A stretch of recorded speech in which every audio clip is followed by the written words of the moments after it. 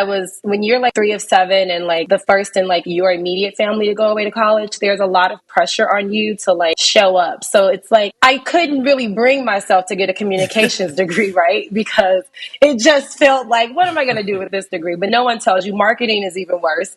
You'll end up selling knives if you don't have like any sort I of know direction. social media has truly hyped up entrepreneurship, but I don't think Yes. people fully understand the work that it entails to really be successful. A lot of people think, oh, I'm gonna just create an LLC and get on social media and say I started a business, and it may take some time to generate some revenue. Wait, And hold on, Moses. You mean I can't just manifest it? Is that what you're saying?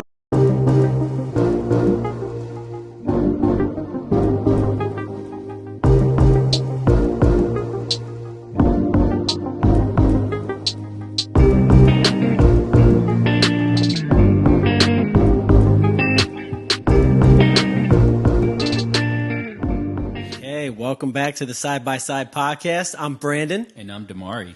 And we are here to engage in meaningful conversation in hopes to create unity through diversity by enlightening minds one question at a time. We do that by bringing on two strangers each week to show we have a lot more in common than meets the eye. Today we have two guests, Moses Hall and Deanne Gaston. Say hello, everybody.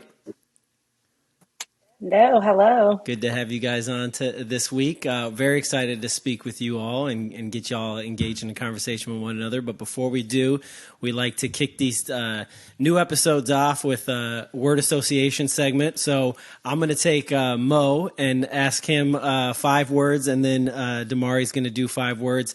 And basically, what we want you to do is when you hear the word, just the first thought that comes to mind. All right, in the brain sounds flow. Good. All right, sounds good. All right, so Mo, first word. Columbia College. Networking. Hey, all right. Success. Balance. Ooh. Lori Lightfoot. Now, why you do that to me? Why you do that to me? Auntie Lori, as they some call her.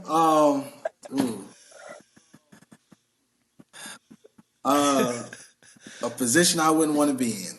That's the first thing. All right, respect. Some people like to call her Beetlejuice on the internet. Yeah. Don't say it too many times, bro. She might pop up. Man.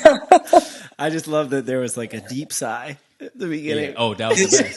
That was the best. Yeah, it's just one of those right. tough positions, but I'll let you continue. Yeah, we're gonna make some time for Lori. Yeah. All right, next one. Deep dish. Not New York. Oh, okay. And last one. Gotta say it. Shy City. Summertime Shy. Ooh, That's nice. yes. That's nice. But hold on now. I gotta go back. You talking about not New York? What you mean by that? So I'm originally from New York, Jamaica, Queens. Okay. And I like the pizza that I can fold and have and eat that way. Deep dish is pretty much like a casserole dish. But I've come to appreciate Chicago. But if I was to do a Chicago pizza, I would do Italian Fiesta. That's all right. Hey, all right. Hey, Solid. Yeah. I'm gonna tell you right now, Moses, you are exceeding everything he told me about you. Okay? You have because you had me nervous for a second, but you definitely redeemed yourself because Deanne, she lived in New York for a long time. I lived in New York for almost 9 years or something like that too. And so we always try to explain to people like, bro, we don't even eat deep dish. Like that's what we feed tourists. Yeah. Like we eat Exactly. Italian Regular Fiesta, bro, regular pizza. That's Even though and I think our pizza. No, I was Go going to ahead. say, even with Italian Fiesta, you got to order 24 far hours more in superior. advance, and it's not good unless it's super greasy. You got to dip it's just going to be grease everywhere. But no, Italian Right. Fiesta is the way to go. Yeah, for sure. You hit it on. I think it's the best pizza like known to mankind. I think the Chicago like thin crust is just like better than the New York thin crust too. Like in my opinion, the only spot that I think is like really good in New York, like hands down all the time, is Grimaldi's in Brooklyn. The original, The one like right? in Dumbo. Okay. Is that the original one? Yeah, Okay. yeah, that one is hard. Y'all ever No, been I there? have Or not no? been. I've had Yeah, I Grimaldi's, gotta but put that not on my that list one. as Okay. well. Yeah, They but got it's, Grimaldi's here now. they got a Grimaldi's At here in the the Domain, Domain. Yeah, yeah. I saw it. But I mean, it's like in Vegas. It's a bunch of places. There's one on 23rd, like right where that old like Castle Club used to be on, like what's that, 22nd and 6th or something like that. But the one in Dumbo is the one. Like that's the one. That was the one you took me to. Yeah, you love that one, right? Yeah, you know, in New York though, that dollar slice place, bro. Two bros. I Hey, love that Ken. spot. Oh my God. Right. Clutch. So clutch. That literally got me through grad school, that dollar slice. Oh, and the I place. mean, at my brokest, And there was- I could get a dollar slice at the least. Yo, because two something is in that pizza though, like because they're always like next to like methadone clinics. So I'm pretty sure like there's some like the one on 125th when you get off the 4 train, it's like right there. It's just like zombies walking around and you're just like eating pizza, bro. It's nuts. That was like the Lower East Side. We went Crazy. to that place, the hare and the dog or something like that. It was Oh, yeah, in the Lower East Side. And across the street there was a pizza place, and I just remember we were drunk, went into that pizza place, and the pizza just like tasted insane. Like to me, I don't know why. It's probably 'cause Those I are was like drunk. the best New York nights. Yeah. Oh yeah. Best New Well, York we nights. were Chicago, hammered, too, 'cause we Chicago. went to, See, like, I love Baptist. all kinds of pizza. I'm just a pizza fiend. New York, Chicago, doesn't matter. And I gotta say, Pequod's for me. Okay. Deep Yeah, I never had that fries Never either. had in that. Chicago. Yeah, North Side. They I like Lou Malnati's. That's your yeah, spot, Lou too. Malnati's. I like that too. Yeah. So He used to live right across the street from me. one thing I discovered when I first moved to Chicago that I'd never heard of, and everyone frowned upon me because I asked what it was: mild sauce. I never heard of mild sauce until I don't think anyone can explain like exactly what's in mild sauce. yeah. It's literally its own sauce, and no one knows how to like recreate it unless you work at Harold's. Well, they have the best mild That's sauce. it. Yo, Yeah, We- but the one on 47 we You had think that's the best mild sauce? sauces, that's the best Nah, one. it was the one on 87th and Dan Ryan, but it closed down during COVID. this is like one of my. Whenever we have I would even Chicago argue people on the 125th. podcast, And we this talk always about Harold. comes up. It always comes It up. always comes up. Like, what's the best Harold's location? 'Cause it's- I'd say 127th in Halstead, but you know, 120. I don't want to debate 127. No, I'm always here for the Heroes debate. Okay, 127th it. and Like Halstead 127th in Halstead is good. in Halstead. It's good, but it ain't top. I mean, maybe top 10. I mean, 100. That's the best one. 103rd in Halstead is better than that one. I mean, what are you saying? I'm not all over the city, but that's Oh, the right, one because I she's a like the suburban best. girl. So what? Her Well, opinion so- is. Let's not do that. Let's not do that. And Let's not do that. true white boy fame. I'm not Harold's well versed in the Heralds, but I am well versed in the South Loop radius. well, of they had a South. the one by So the one at Columbia, Columbia the one by College. Columbia was legit. I liked that one, and then there was one on it was decent. Cermak and State, I think it was. Yeah, right next to the That one was shrine. pretty good. Yeah, Yep, yeah, it's that the one's shrine. fire. Hell Wow. Yeah, that one fire. We used to When's go the to- last time Well, you've it's been there? closed. yeah. That Harold's is closed or the Shrine? Everything. So if you go there right now, there's a high-rise new development that was built there. So the shrine was slated to close anyway. A developer had bought them out and bought out all the strip center with the Heralds. And then, unfortunately, the shrine ended up closing early. I think the last show, the guest artist was Busta Rhymes, and it was going to have this grand finale. Yeah. But it ended up closing So the early. owner, Wow. the owner of the shrine, his name was Joe Yeah. Russo. He was close with my band back in the day, and he would always have us play there, and he would always have like Versatile and those guys there and stuff, and we do like house stuff, and yeah, man. When I think I was living in LA at the time when it closed and saw the article about it, or saw Joe post it on LinkedIn or something, and I was like, oh, my heart broke, man. That was my favorite venue. Like, it to this day is one of my top 3 favorite venues ever, but like it's like my favorite venue in Chicago that ever existed. Right, and I don't think anyone has replaced like the the value from just from an artist perspective, the sound system, the vibe, Yeah. You know what I loved about that place, yeah, Mo, was the fact that Joe had the industry yeah. connects to like bring big artists like, you know, like Bustin' and like all the Oh, neo soul guys, everybody. like music and Yeah. stuff. But he always made a point to bring like the college Yep. kids in to play shows, the local Yep. artists. He gave shine to like the emerging Chicago Yep. people. So that mad respect to Joe Russo for that, bro. Yep. So yeah, like I said, there's since the shrines closed, there's haven't really been any venue exactly that kind of filled that void. So yeah. So good memory. So you can't go to the Herald's there anymore because it's no longer there. Nah, that sucks. There was another Heroes like that I figured you would have tried, which is I think it's on like Milwaukee. It's like Yeah, right I off six. Okay, I tried that So you one. had I think I had It's that one decent. drunk one night. It's decent. It's decent. I had some gizzards there one random night, leaving what's that place called? Gizzards are so tough. Gizzards are on Are another you like level. a 70-year-old Mississippi man? Basically, I got it. It really from my grandma. Like she used to make gizzards, I and know, then it's a very Southern thing. I learned Yeah. to enjoy them. Like okay, but all right. So Where are people from? Mississippi? we got people from Mississippi for sure, and we got people from Oklahoma. My granny on my dad's side, she worked as a sharecropper on a plantation in Oklahoma, and then on my mom's side, everybody are from plantations in Mississippi. So yeah, I don't know what came before that part. I was going to say, did you do your ancestry and trace that, or did you just know that like through like your family? I knew that through my family. Yeah, I know. So That's I can good. tell we're all Southsiders because no one has mentioned Uncle Remus on the West Side. Huh? What's that? What? That's so offensive. Like clearly, let's not even do it. Exactly. I don't even feel like it's right to have myself. I don't even play those games, but people are trying to be like West Side Uncle debate. Remus versus Heroes. Like, I'm not even going to entertain this and dignify you right now.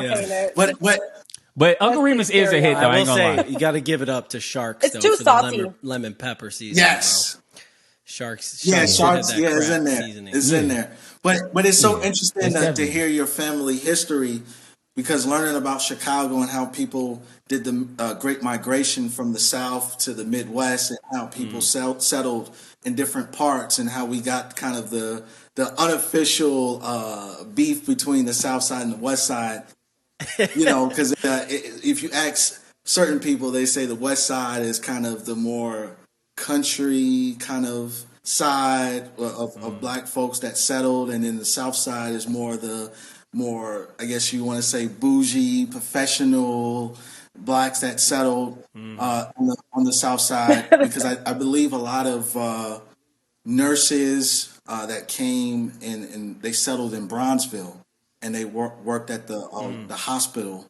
And then on the West Side, those were more the sharecroppers, people that kind of came for that, that demographic. And that's kind of how we kind of built that, sometimes the South Side felt that they were better than the West Side, and the West Side felt that they were more real and down to earth. So it was interesting to kind of learn the history of Chicago and how blacks that migrated from the South to the Midwest and how they settled in different parts of the city. Mo, we're gonna have to tap into that after the word association. I 'cause know, I know like- you know this stuff because this is what you do. Yeah. But you gotta bless the people with this knowledge because I know you got it. Yeah, A little something. because I definitely want to get into that because it reminds me of a book I read by I think her name is like Beryl Satter. It's called Family Properties, and I know that's like in your purview. Yeah. And she talks about like real estate and all of the things, the crimes that were basically committed against black people, and why we have these wealth gaps between races. And I definitely want to get back to some call her LL Cool J, but Lori Lightfoot. Let's see. So let me Hard as hell. So Y'all are just not right for that. No, We we're gotta just get not. her 5 facts in, her 5 quick thoughts in. I know we went on. Yep. No, that's what we're gonna do right now. So Deanne, this is my buddy right here. This is my cancer twin. Nancy Pelosi. Nice gowns. Nice gowns, yeah. That's nice. All right. Sounds like Phil last episode. We said Hillary Clinton to someone last week, and he's like, he looks over his shoulder, and he's like, really nice lady. Hilarious. Los Angeles. Totally. You take it too long. Yep. Superficial. Take it too Superficial. Superficial. No, it's so funny because Superficial. the when you just did that, it just made me think of like ditzy, and I'm like, totally. Yep. LA. That's it. That's it. Just go put on a blonde wig right now. Did I leave my iron on? Dating. Exhausting. Nothing, guys. Definitely going to have to get into that. Yeah, no, totally exhausted. We can get back into that. Exhausting. High heels.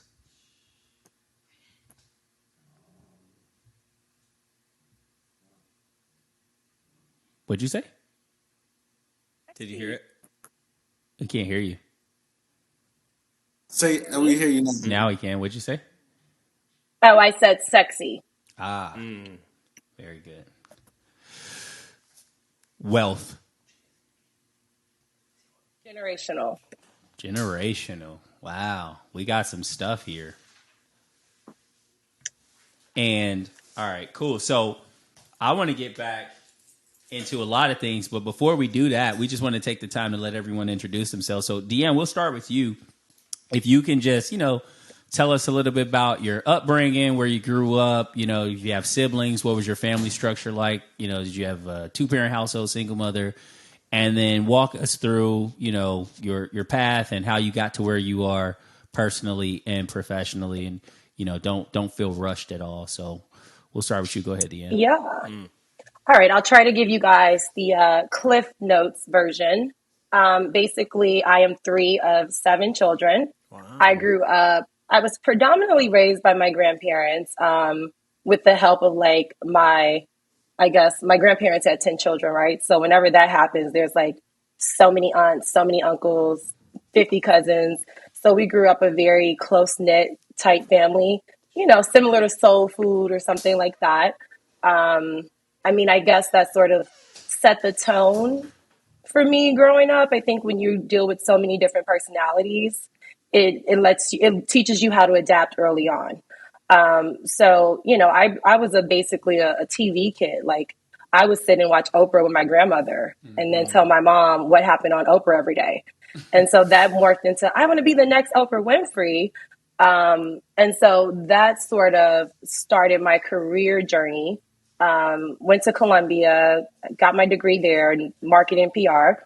I sort of took the safe route there because I knew what I kind of wanted to do, but I didn't really have anyone to show me how to navigate that or how to pursue that path. So I really had to figure it out. So I started this blog. It was called Pop Culture Frenzy. A friend of mine at the time was doing PR for a record label, and she basically hooked me up with an interview with Estelle. That went great. But it basically lit the fire of, this is what you want to do. You really want to get into storytelling. So maybe a year later, I made the decision to go back to school to get a skill set that I really didn't have. So that's how I ended up in New York. I went to CUNY's Graduate School of Journalism. I spent 5 years there basically building my career in TV and media and different sort of avenues. So I worked in live TV. I worked in MSNBC in the 2016 election. I've never worked in politics since. I did, I worked for a production company. I got to produce on a documentary that went to different festivals. That was cool. I got to produce some live separate hits. Some things ended up, in different orbits, like Last Week Tonight, which was great. Cool. So a lot of full circle moments within my career. And I worked in live TV and just different sort of things within media and television. So my current position, I'm with HBO. I'm a digital creative producer. That basically is a fun title to just say I work on editorial content, some of our specialty experiences, digital experiences related to your Game of Thrones, your Euphorias, your Righteous Gemstones, those really massive titles where we really want to put more into it or just bring you really cool creative experiences online. So I'm currently based in LA. And, I'm just living my life. doing my best and, keeping it moving. Nice. Love that. You said you had 7 brothers and sisters? I mean, well, it's funny to think about it now, but I've basically been a producer my entire life. You just always are managing something when you're an older sibling. Well, so a lot of moving parts. Well, I that stood out to me because, in our generation, at least, I think we're all around the same age, at least. It's kind of uncommon to see that in families nowadays, like in this day and age where there's that many. Whereas like the baby boomers, like we had Lisa Harrington on a podcast earlier. She's my aunt, and she talked about how she had 9 brothers and sisters, like 10 children that span decades. And so that just is so fascinating to me anytime you see that, and to see it kind of like in our generation is even more fascinating, I think. Yeah. Yeah. I mean, my mom was 9 of 10. Jeez. I'm 3 of 7. And, it's so funny because I can remember when I was exactly the middle child. Yeah. So it's funny to watch like 5 kids or 4 kids come behind you and like remember like their upbringing. But I think the fun part about having siblings is it really does teach you early on how to deal with people and navigate relationships with people who are not like you. Because your siblings, if you grew up in the same house, Dimari, I know you're an only child, but when you like grow up, you're not an only child. No. I thought you were an only child. I'm sorry. But when you grow up in a house full of siblings, it's funny when you get older to talk about like your experiences, and there's like differs so much from your own. And you're like, didn't we grow up with the same people? Like, why is this so different? So that's like the cool thing. I trip on that all the time, bro. Like literally every day. I'm just like, are we sure we're related? Like, are we sure? Because what are you doing? I'm pretty sure we had the same mom and the same dad. So yeah, right. I definitely value family though. So you mentioned that you were working in like politics or whatever, like, and you don't want to do that anymore. Walk us through that. What happened? So basically, I did an internship at MSNBC. When you're in grad school, you have to complete an internship. So I obviously did that summer, but I wanted to stay on and work through the election. So I was able to do that. And I worked in the booking department. So I would literally book some of the talking heads that you would see on the TV. Like I remember meeting Kellyanne Conway. She was lovely. Like this Southern belle. She just seemed like a sweet little lady. And this is before she was even in Trump's cabinet, right? And so, but the reality of it was, it's like, I consider myself more of like a pop culture entertainment sort of person, right? So I was studying arts and culture. So this was vastly different from what I even really thought I would be doing in my internship. But, good exposure, good opportunity, whatevs. Yeah. But you're basically like, you're just tense all the time. Like my shoulders, I feel like they were just always like this because you're just so stressed out. Like, and I think at that time, I don't know if you guys can like place yourselves back in like how it was feeling when Trump was in office, because I think that's the first time I really was like deeply involved. Like I voted for Barack Obama, but that was my very first election I ever voted in, right? And I remember my grandmother being like, I never thought I would see something like this in my lifetime. I remember like how that felt, how exciting that was. And then I still remember like watching Trump win in Rockefeller Center. Like the collective like despair, right? So it's like you're working in this industry where it's just on all the time, but like in the most negative way. If you think about it, nothing in political news is ever like good news. Yeah. It's all very just like, today this thing happened and all these people on this side hate it and all these people on that side love it. What are we going to do? Yeah. Keep fighting. And at a certain point, you're just like, what the hell? Like, I am just done with this. Yeah. So when that ended, I just really never looked back, and I just sort of made the foray into entertainment. Well, good for you. Journalism. Yeah. You got to go where you feel. The trap. Yeah. The good news is, we have our savior, Joe Biden. So everything is. I don't know if we want to call Joe Biden the savior, but I will take anything other than Trump. And I will go on record for that. Yeah, I don't know. Save yourselves. Our savior, Joe. No, see, I tell everyone, come on, man. Come on, man. Sniffing kids, man. Come on. Yeah, I don't know, man. I definitely take 45 back over Sleepy Joe. That's just me.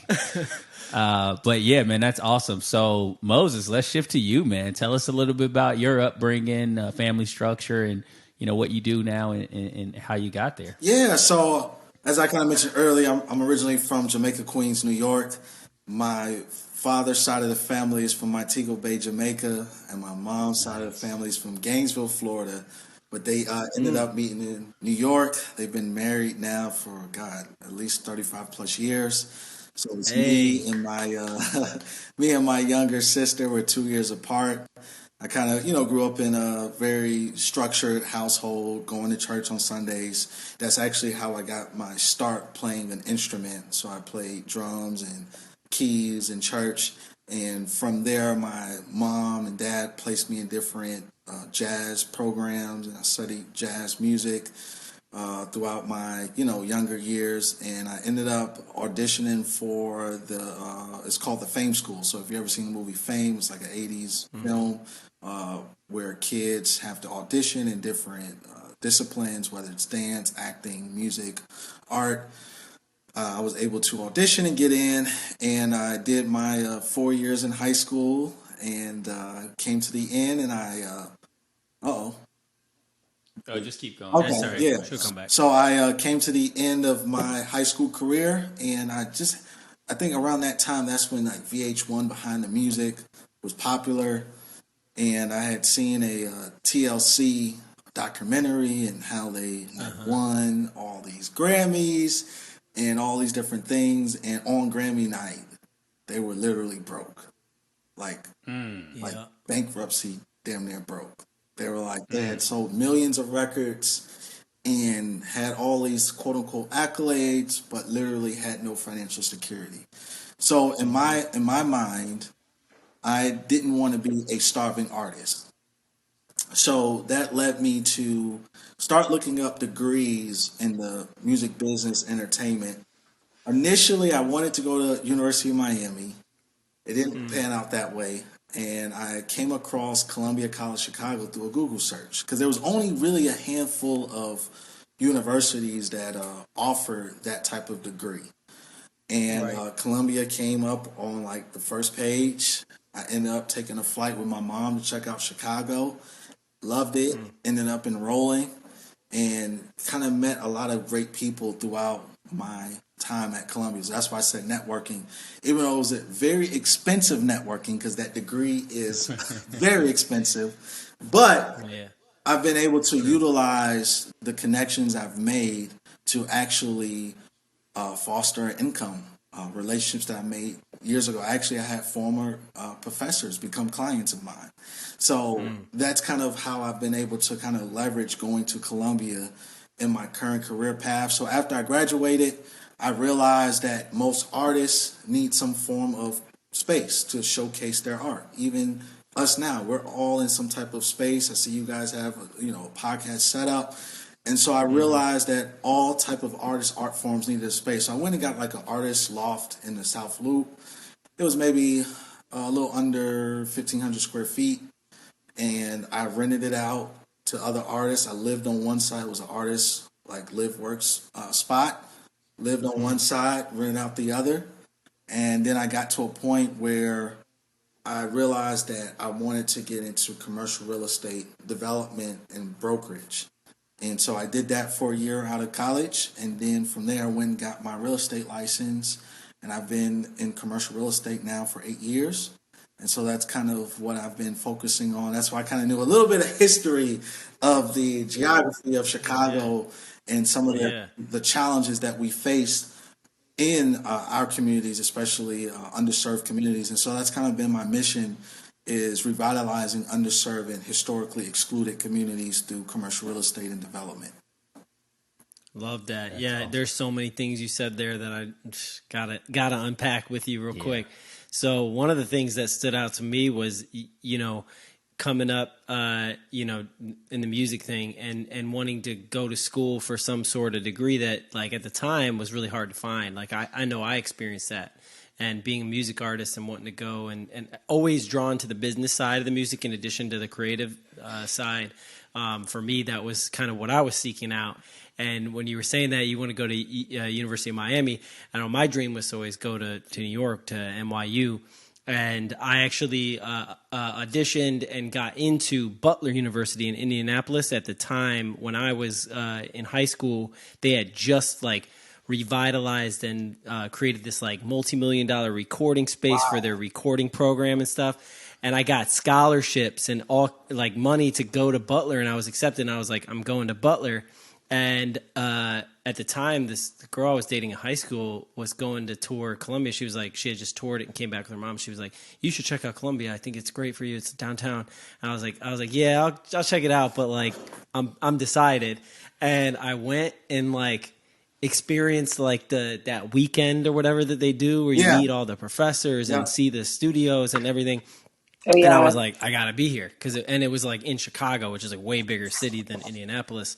And so I just like passed up on all that. So, I came to Colombia, and I definitely think it was worth it because I met so many people, relationships that I have now. You, Dimari, like all these people that like are a part of my life. And just curious for you, you know, you talked about going from being this music artist and wanting to be, you know, not be a starving artist and still be able to provide for yourself and stuff. And I can relate because I kind of went into a similar path as you with the commercial real estate stuff in my current job. But just talk us through kind of like what was your thought process coming out of college? You're this young kid that's like, I want to make music, but I also gotta pay the bills and do all that. What was your thought process going through that, and how did that shape kind of your world perspective on where you were going to go? Yeah. So funny enough, my last year at Columbia, I think we all had to do an internship. I ended up interning at a company called Music Dealers. It was like a music licensing company. Eric Scheinkopf, man, that's my boy. Yeah. So that really opened up my eyes to the world of music publishing, music licensing, to understand that as an indie artist, there's so much money out there. Like I remember like physically seeing like checks and placements where an indie band was getting like a 30-second placement in like a Tylenol commercial and was getting like a $50,000 check. Plus, you know, depending on the territories that was playing, they'd get a check on the back end as well. And so you didn't, you know, because most times you had to think, oh, I have to be signed to a, you know, major label, and I got to do this, I got to do that. But there were so many people that were getting placements in like Tylenol commercials, gaming, different things. You know, I had the opportunity to shake hands and talk with the VPs of Nike and Bacardi and all these different types of stuff because we were working on their campaigns. And so when I made that, I graduated. I wanted to, you know, obviously turn from internship to employee. However, at the time, they didn't have any open opportunities. And so I was like, man, I was at a crucial point. I called home to my mom, and I'm like, hey, Mom, you know, is there anything you can help me out with or anything like that? Because I'm graduating, I don't have a job. And she's like, hey, baby, you know, I wish I could help you, but there's nothing I can really do right now. So either you can try to figure it out, or, you know, you can come back, put your stuff in storage, and come back home to New York. But the hustler in me was like, nah, you know, I made it this far, and I'm going to figure it out. And so I ended up, you know, transitioning from college student. I always had an entrepreneur spirit. I was in a band myself during Columbia. We actually did a lot of the open mics, like Big Mouth, and, you know, Versatile was like our big bros. They kind of mentored us. And my first kind of push into entrepreneurship was incorporating my band. We would start getting calls from other colleges and other things, and, you know, they would write checks out. I had to, you know, initially they would write checks out in my personal name, but then they would send me a tax form at the end. I was like, nope. So I had to learn how to get a business account, how to incorporate, you know, with the IRS. So that was kind of, already had kind of experience in entrepreneurship. And then after college, you know, I became a full-time entrepreneurship, and I realized that all creatives need some form of space. And so I realized, like, okay, hey, I can cut my housing costs by pretty much, honestly, when Airbnb came to the Chicago market, that's when I kind of started doing what I was doing. So I actually had a listing on Airbnb when they first came to Chicago. Even though people weren't staying overnight, but I had people doing like hourly rentals, and that would supplement my income Yeah. in terms of having to pay an overhead. So I had open mics, I had wine tastings, I had movies shot, I had music videos, I had all different types of photo shoots. I collaborated with other photographers that didn't have a space. I was featured in Verizon Wireless Small Business Series. I started to get a lot of notable accolades just on the loft side. And then what I did was I came across an old article of when the current building owners bought the building. And I saw how much they bought it for, how much they were getting for rent. And I said, you know what? I need to be on the other side of the coin Yep. and Yeah. purchase a building or develop a building. And so that's when I jumped into real estate development. I always had a passion for real estate because when I was in high school, that's when reality shows started to become popular. So that's when you had like Flip This House and all these types of things. But Yep. when I graduated high school, that's when the market crashed. So actually, NYU had a real estate program, and I was looking at that, but I decided to just focus on music because there was nothing happening in real estate. I mean, the Right. market had completely tanked. And so after graduating, after doing the event loft space rental for a year, I decided to transition into real estate.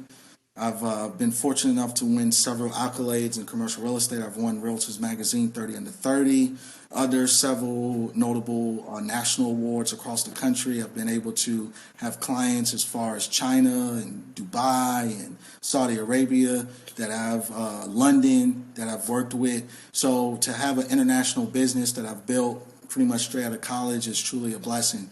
And to kind of tie it back full circle, because I know people always ask me, "Are you still doing music?" So I still do music, performance wise occasionally, but my main focus right now, I have a music publishing company, and so what I do is I acquire publishing rights to notable chart topping songs. So right now, my catalog, I get certain publishing checks from artists like Chris Brown, Trey Songz, and so pretty much I work. Most popular songs they have like five, six writers on one song, and so I retain part ownership of some of these songs that I can buy out a writer. And it still may be owned. The master copy may still be owned by the record label, so I don't have to necessarily work the record and get it placed. I just literally sit back and collect the royalty check. Wow. That's huge, huge, and Amazing. that's a big thing. I remember. So you mentioned music dealers, and so I was completely ignorant to like music publishing. I wouldn't say completely. That's not true because I read that book by Donald Passman when I Yeah. was 15. All you need to know about the music business. Yeah. And so read that book at 15. It was actually a guy that was on the episode, and Deanne knows Tristan. You know Tristan. And he had it like his stepdad bought it for him. And I come to his house one time, and it's just sitting there like collecting dust. And I was like, I saw the title. I was like, bro, what is that? And he's like, I don't know. Something wrong got me. And I was like, bro, what? You read it? And he's like, nah, I opened it. I was like, bro, can I read it? And he was like, yeah. Never gave it back to him. I still have it in my apartment here in Austin, right? I had that book since I was 15 years old. But I read that book. It totally changed my life because it truly is like all you need to know about the music business. Yeah. Of course, there's more to know as you get in it and you're like doing it. But in theory, like at least you've read about it. So once you are exposed to it, you're like, okay, this is what Donald Passman was talking about. Yeah. Right. So that, and then fast forward, I was like at an event at the House of Blues and I met like Eric, the president, CEO of Music Dealers, whatever, his brother actually. And I'm talking to his brother, and then his brother's like, oh, no, you got to meet my brother. So he goes and grabs his brother. I have no idea who these guys are. He comes over. He starts talking. He's like, I don't know. My brother just like pulled me away from everybody and said, I had to come meet you. Like, I don't know. Like, he never does this. So I'm coming over here to talk to you. So we started chatting it up or whatever. He was just talking business, talking music, talking everything. And then he was like, obviously just trying to get me to like, place my music through music dealers or whatever. Cause I think they had just got that like huge deal with Coca-Cola or something at the time. Yeah. And he actually, I'm pretty sure he was like the first person to place like Kanye's first placement, which was with McDonald's. Like he did his first. So they were a really cool group of dudes, man. Yeah. But he has like a whole nother business now. So that's crazy that you know those people, rising stars. Right, because we always hear about artists that are like, oh, I signed a bad deal and this and that. And, right. But if you really understand the business part of it, I mean, you can definitely You wouldn't have signed that deal. right. Or you weigh the pros and cons. You know, I think a lot of people, just in general, social media has truly hyped up entrepreneurship, but I don't think Yes. people fully understand the work that it entails to really be successful. Yeah. And I love that you I said know, that. yeah, because a lot of people think, oh, I'm gonna just create an LLC and get on social media and say I started a business, and it may take some time to generate some revenue. Wait, And hold on, Moses. You mean I can't just manifest it? Is that what you're saying? Because that's what Instagram told me. They said I could Shots fired. manifest it. You mean I gotta work? That sounds right, crazy. right. You know, it's people like to glamorize, especially in the age of TikTok. You know, you'll see a TikTok video. People are like, "Oh yeah, you can go buy a G-Wagon in your business name, no personal check." Figure it out. And I then feel like people he come just out took and a try shot to- at the whole Earn Your Leisure group, right? Yeah. Yeah. But actually, they The LLC guy. grew. Yeah. right, but they actually do a good job on financial literacy. Shout out to them. But I'm just Yeah, they saying, do. in They do. general, They do. people forget that a G Wagon is still 150, 200,000. How the hell, even if you buy it in your business name, if your Right. business ain't generating income, how you going to afford a $2,000 car note? You know, so Right. people Well, just don't think that far in advance. They just think, oh, I can go get a truck and write it off, and they don't know what Right. write off actually means and what the IRS codes are and Yeah. all these things. They just kind of hear the headline and kind of run with it. And I think people do that overall in entrepreneurship, and even as music artists, you know, people keep hearing, oh, be independent, be independent, be independent, but it takes a lot of work to be independent. You still gotta does. have, You need leverage. Well, I'm so glad that you close touched on relationship. that. Yeah. I'm so glad you touched on that because like this is something that I've talked about in the past. Is like, you know, I feel like it really kind of came to a head during our generation because our generation was raised by the Gen Xers and the baby Right. boomers who were like, you know, pie in the sky, Yeah. like live your dreams, like do whatever you want, go to college and like fulfill your dreams and stuff. And so like we grew up at the beginning of the social media like movement. Yeah. And so we kind of came up in this era where it was like we're trying to live our dreams and go to school for our dreams because we just got to go to school. And then like social media comes along, and I remember like MySpace and Facebook and using that for your music and everything. It's just like it's so true. A lot of people now it's completely different now because it's just a whole nother rabbit hole. But just that whole mentality of that hustle culture you see on LinkedIn and stuff where it's like, yeah, just quit your job and like start your business. And it's like, no, man, we're telling all these people to do this stuff and they don't know what it takes or what goes into it. And it's like, it's kind of like putting the wrong message out there. And so I'm curious because Deanne, like, you came up during the same kind of like time as us and like with this Columbia College and all these creatives and stuff. And so did you ever feel that pressure to be like, I got to start my own business. I'm a creative. Like I got to do this thing. Or were you just always kind of like, I'm going to do this path? I think for me, it was, and you know, it's two different things, right? I think for me, when you're like 3 of 7 and like the first in like your immediate family to go away to college, there's a lot of pressure on you to like show up. So it's like, I couldn't really bring myself to get a communications degree, right? Because it just felt like, what am I going to do with this degree? But no one tells you marketing is even worse. You'll end up selling knives if you don't have like any sort of direction. I got to stop you right there. The I think we vector all have had a similar experience. I saw a Craigslist ad, Right. and it said, and I was like 16 because I was trying to get like a little summer job or something like that. Went up to the interview, and for sure enough, it's Vector Knives. Yeah, I definitely showed up. I too got I think I was yeah. 16 or 17, and I definitely like called. I like got my list. I called everybody, and like my teacher, she was like my English teacher. I hit her up. She's like, "Is this Vector Knives?" She's like, "I did this too." Like,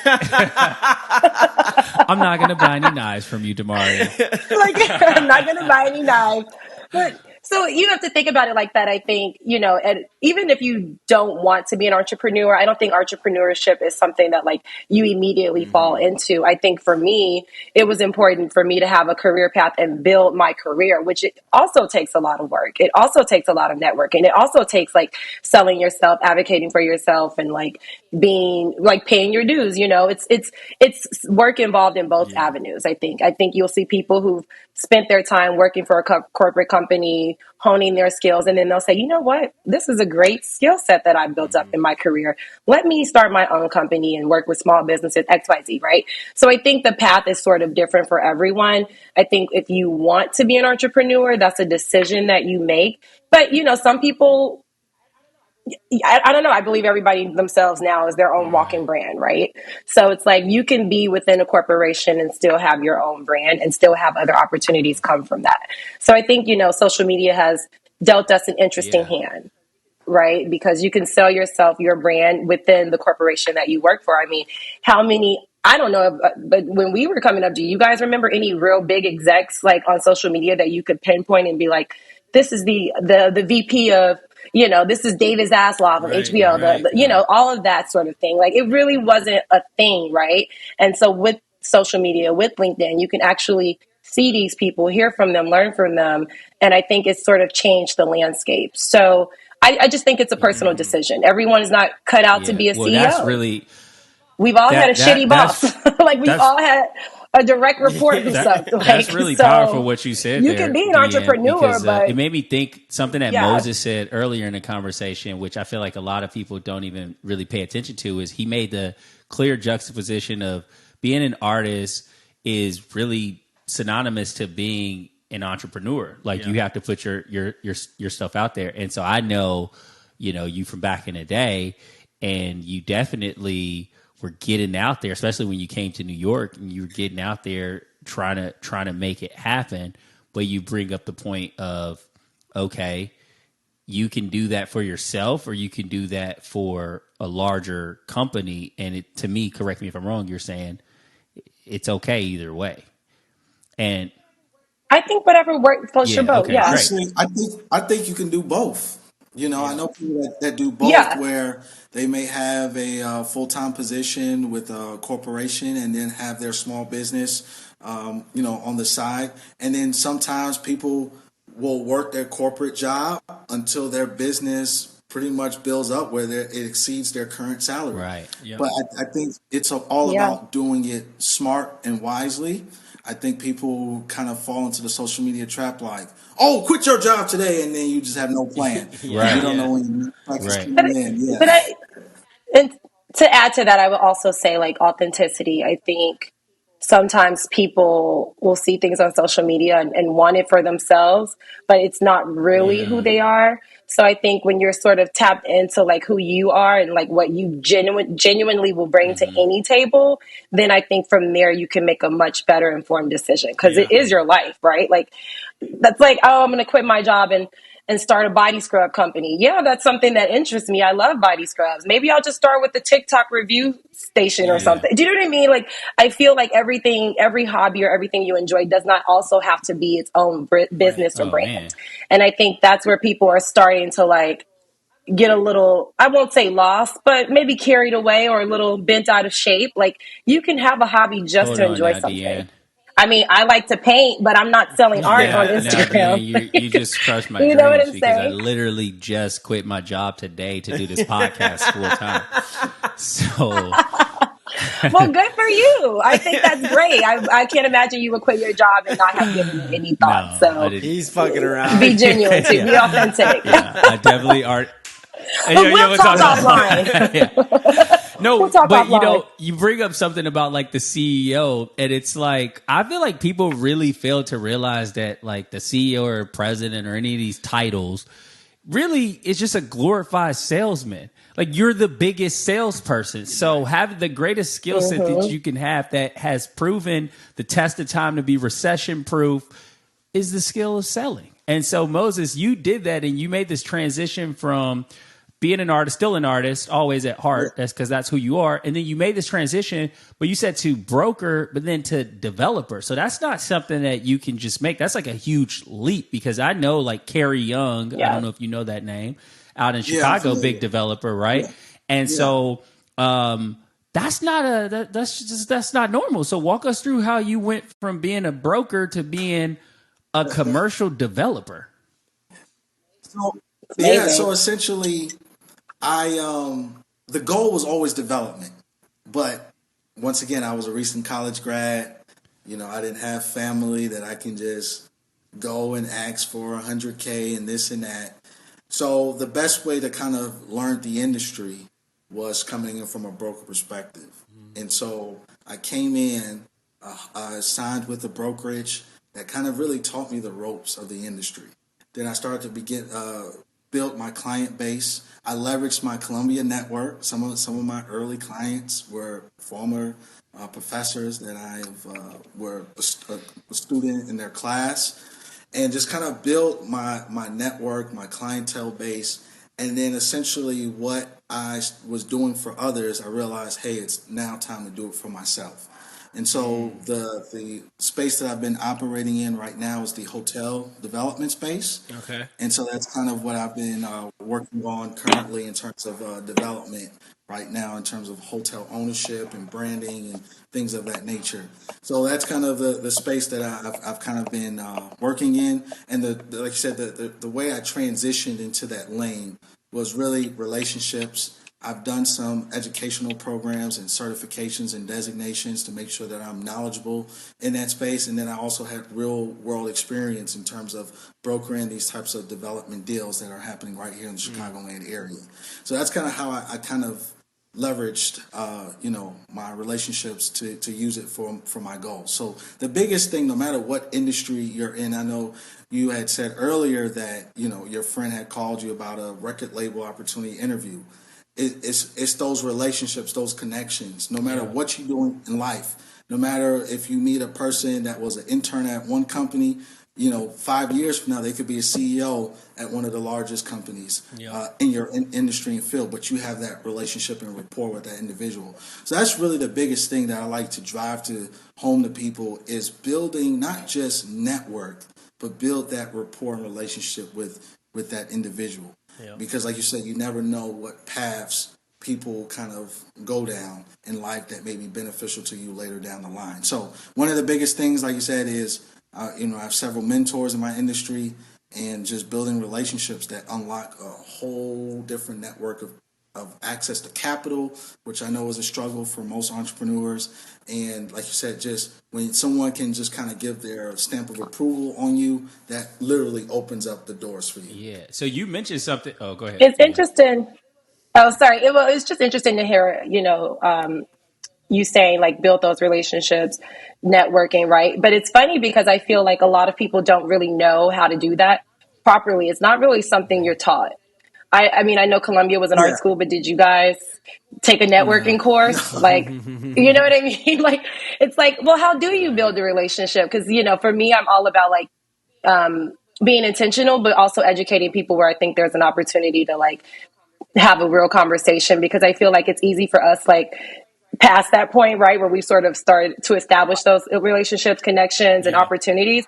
But like the legwork that's genuinely involved in like building a community, or I didn't have my first mentor until I was 25.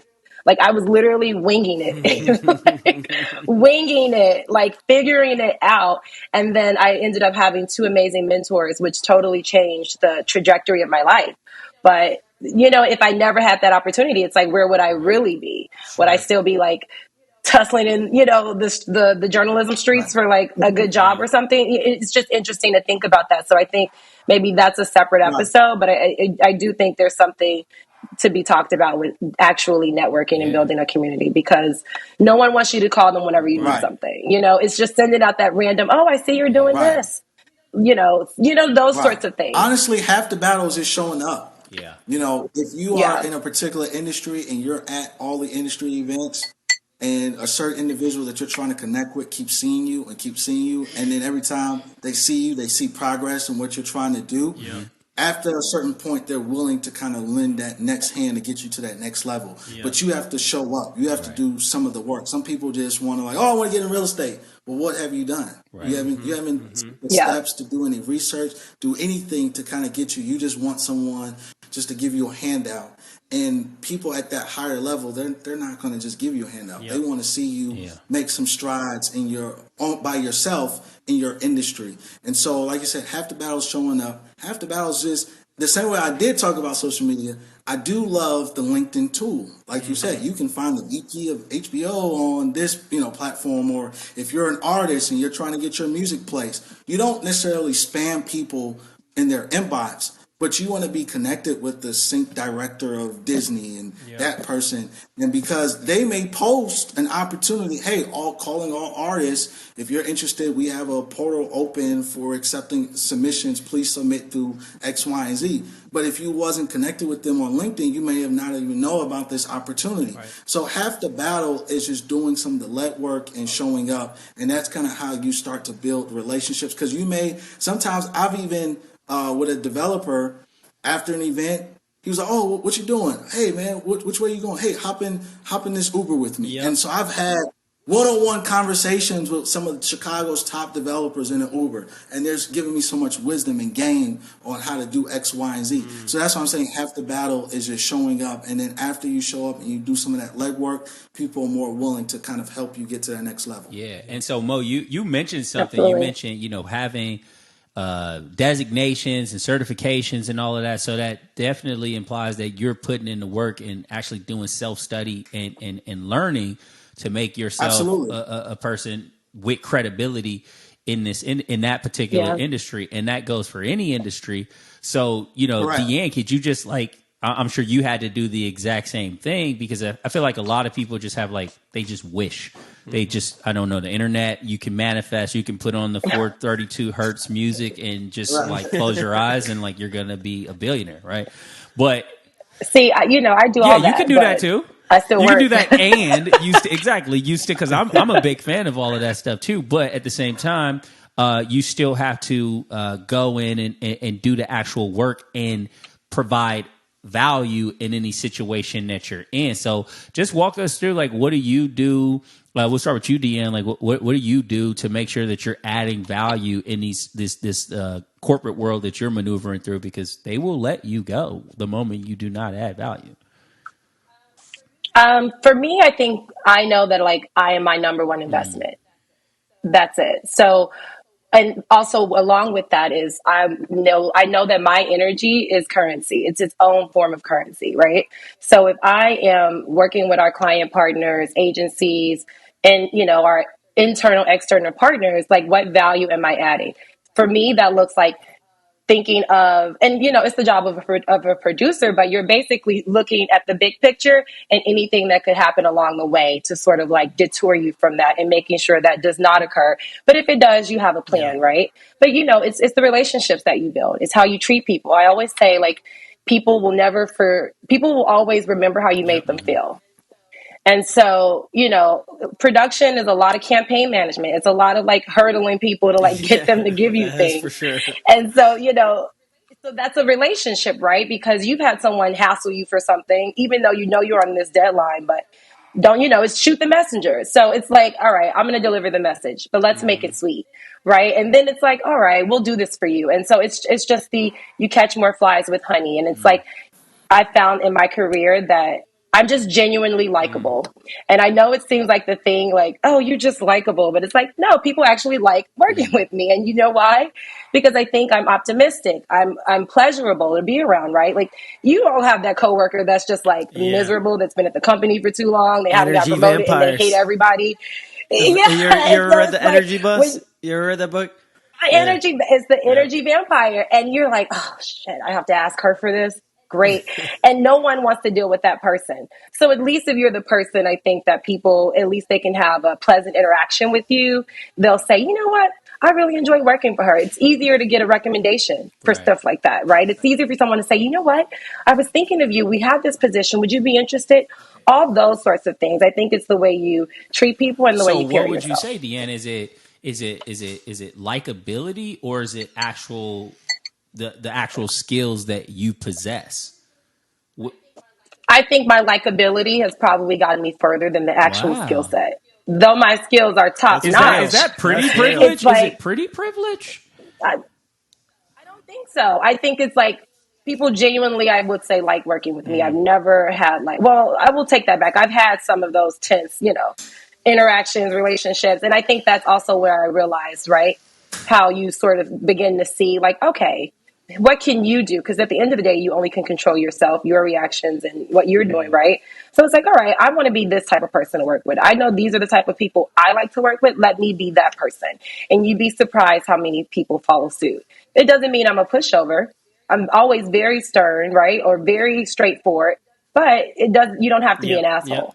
That's No, I just mean, what I I think believe. what you're touching on is important. It's the soft skills piece. Like you can Yes. develop all these hard skills, get all these certifications, get all this education, be the most financial acumen in the company. But if you don't know how to talk to people, build relationships, do those competency piece building that is important within an organization, you're not really going to get very far. And the same is true if you're an entrepreneur. I think what Mo touched on, and I think what he's really good at, is that what he talked about, building relationships. And it gets back to the likability. When you build relationships with people, you're instantly likable. Like, they are going to like you because you care about what they're doing, they care about what you're doing, and there's a reciprocal thing involved with building an authentic relationship. I want to push back though, right? Because I feel like likability is only going to get you so far. And like when you're at the Absolutely. table and you're talking about big boss moves, the table gets smaller. Everybody has to earn their keep at the table. Yep. And we like you, bro. Definitely. But what do you bring to the table? You don't there's add always any value. there's always a time for each thing, and I think Absolutely. that what you're talking about is something different. I think what we're speaking about is you on the journey to get there and to bring the people along with you and get the buy-in from the people that are going to help support you. That's kind of what I think we're talking about. But you're absolutely right. I think when you get to those deal-making situations or those situations where you're in the thick of it, you're going to need. And I feel like those people will literally do better than. I mean, I know several people that no one likes, but they know like secret tax codes and tax loopholes that everyone's like, well, this person is literally reading like, everything that comes out of Congress. So they know all of these secret things and they get paid handsomely because of it. But it's that time. It's that time. We got to introduce a new little segment. You guys are our first guests. Second. We did it on the first. Okay, all right. Allegedly. All right, so we're gonna ask a question. Allegedly. And we want to get your thoughts. So we started off the podcast, talking about your guys' stories and your upbringing and all that, and it's definitely appreciate you. Thank you for blessing the people with your advice and all that. So we can get back to it. We can get back to it, but we got to get into some things. All right. Allegedly. So got a question for you, and we'll start with. I think we'll start with Deanne on this one. Love it. So allegedly, all right, this week, DJ T45, Donald Trump, was raided in Florida allegedly because he stole confidential documents. Took him back to the Took crib. him back to the crib. What do you think is going on here? Okay, allegedly, or most likely, or likely to be. I mean, okay, like, can we just be real about this? Donald Trump is like the number one scammer. He just had like a leg up. It's nepotism. He had a leg up. I mean, I could be a good scammer too if I came from a $1 billion family. Like, it's just, he had a leg up in the game, right? So you also have to look at like his record. He's not been like he's a loudmouth, and I think people sometimes tend to think just because you're loud and you talk a lot of smack that you're always truthful. So I'm not shocked that he stole anything. I mean, if you guys remember, there were like pages of correspondences wiped from the record. Like you weren't on the phone at all that day as the president of the free world. It's just not believable. So I think, he probably stole documents, things that he shouldn't have, probably on other countries to either sell or use as like some sort of collateral to like shake people down for money or investments. None of that would surprise me. Well, If it were even more daunting, I wouldn't be the surprised. latest breaking news is that the documents he allegedly had in his possession were related to nuclear weapons. Exactly. And who is he selling that The to? plot thickens. Russia? But see what I'm saying? And then it makes you wonder. It also makes you wonder, why is Russia keeping Brittany Griner for is it Griner or Griner? But for 9 years when Trump was just so close with them. Like, he couldn't have just made a call? Something about it isn't clean. Well, It all why comes couldn't out in the Joe make a wash. call? I mean, Trump got ASAP Rocky out. He freed all the guys. But hold on, we got to take a second though, because I just want to get Mo's feedback. As a Jamaica Queens native, that's basically his distant cousin. I don't know if you were in Jamaica Queens Yeah, estates right? where he was, but you're in Jamaica Queens. It's basically your cousin. So what's your perspective on it? All right. I normally don't get into politics publicly, but this is a platform to educate and open up the eyes. I think right now we operate on emotions, and we have to really break down policies. That's what we have to really get to the root of, not Democratic or Republican Party, but understanding the policies that are in place that affect us as a people. I think the thing with Trump is that a lot of people can't get over, like you say, he's loudmouth, he's this. But let's take it back a little bit. Growing up, We loved him. Trump was the man in the hip hop community. He was referencing a lot of raps. He was a pop icon. Everybody wanted to be, this and that. It wasn't until 2015, he they ran said he was racist all of a sudden. I said, Yeah. where did that come yeah, from? and actually, he ran for office in the '90s, but as an independent, and then he re-ran again. The time that he got into the office, but that was when a lot of people and pop culture had to denounce him. So you got to keep that in mind. You got to keep that angle in mind. At one point, everyone loved Trump. Not everyone, but pop Even his culture enemies. was Even his enemies. right. Like, we love Trump. We just Right. don't need him to be our president. That's how I So, felt. Like, so, I. so here's the thing, and it goes back to this. I know we were kind of talking about this earlier. The Great Migration. A lot of minorities and blacks in the South, they moved to the North, Midwest, even West Coast for job opportunities, better housing, living conditions. There were a lot of factories. That's why a lot of people kind of came to the Midwest. A lot of those different things. And now, Chicago has the lowest black population since like 1970. And where did all the black people go? I came to Austin, They bro. went to exactly. They came to Texas. They came to Georgia. They came to North Carolina. They went to South Carolina. That's ironic, right? They went to Florida. Yeah. So I'm not, either party, but it is interesting that blacks are finding opportunities in southern states. And what is driving that? Cost of living, job opportunities. And from the head down, the reason I kind of bring this from Trump, I think where we kind of stuck with is certain social issues and principles we're not in agreement with. But from a business perspective, it's not that he's looking out necessarily for black people, he's looking out for himself, but it just happens to trickle down to black people in terms of, like you said, I know you mentioned earlier, tax codes.